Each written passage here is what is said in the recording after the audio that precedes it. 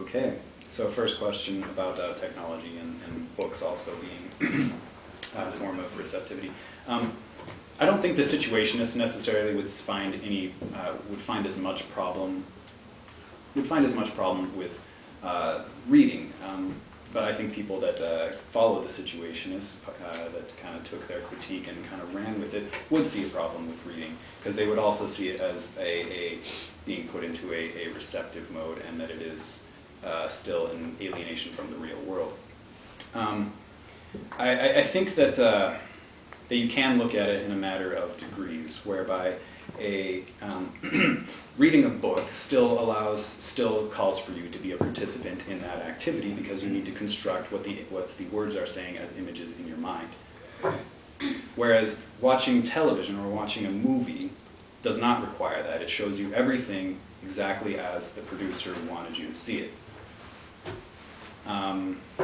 Next question, what the Situationists call themselves? I would imagine each individual would call himself either an artist, a Marxist, an autonomist. They would call themselves whatever they chose to. There's not a name for it at all? Everybody else calls it situationism. They were probably just trying to piss you off by saying there was no such thing as situationism. And the third question was the transition from... self-sacrifice and revolution. Okay. That's a tough one to answer.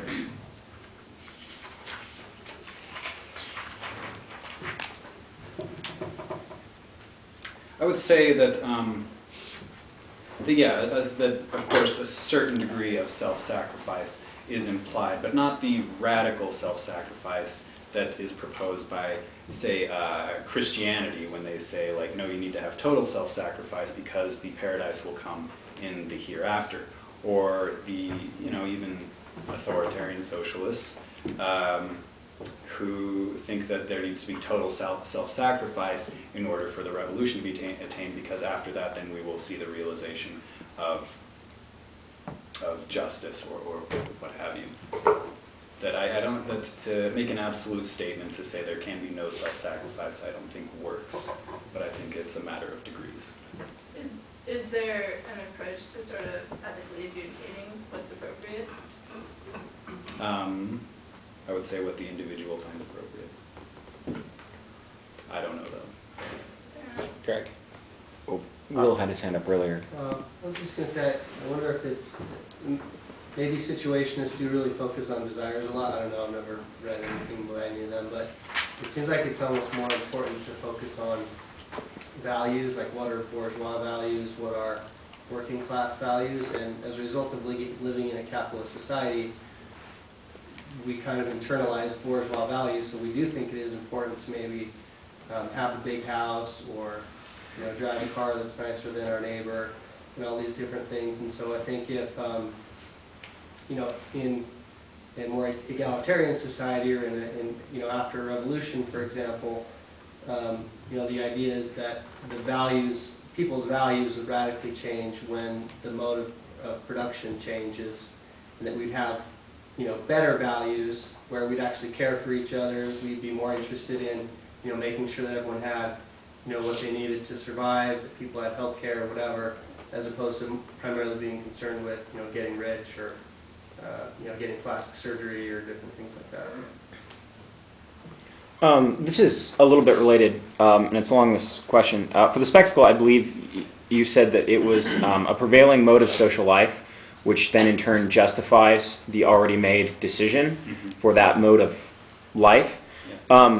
This is actually linked to your previous question, which was, or your response, which was, well, flat screen televisions are pushed by bourgeois society.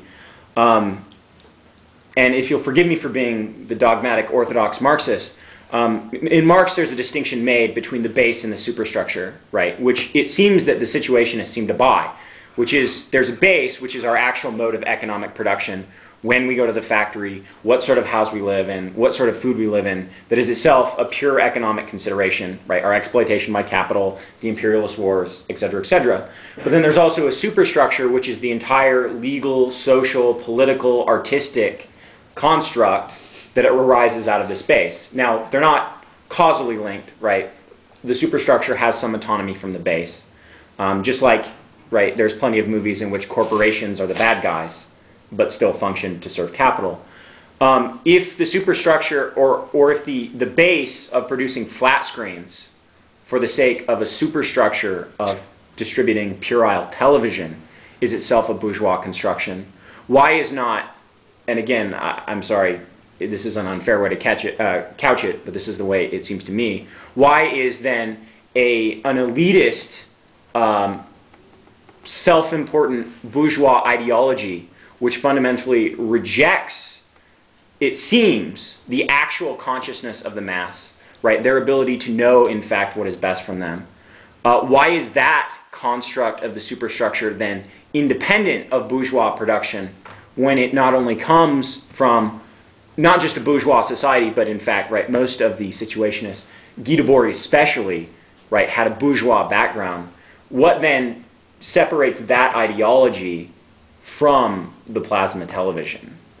Well, what would separate any ideology from that? What would separate Maoism from that? What would separate Marx from that? Well, I mean, it seems that what separates Marxism from, say, Situationism is... What separates Maoism from, like, if you're saying that Situationism is just a product of the mode of production, right?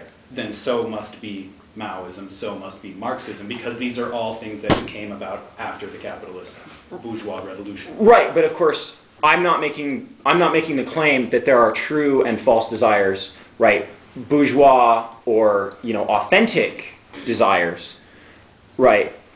Maoism and Marxism, as I understand it, buys into the fact that, as a matter of fact, all of our current desires under capitalism are capitalist desires, right? This is what differentiates them from Negri and Hart and the Situationists.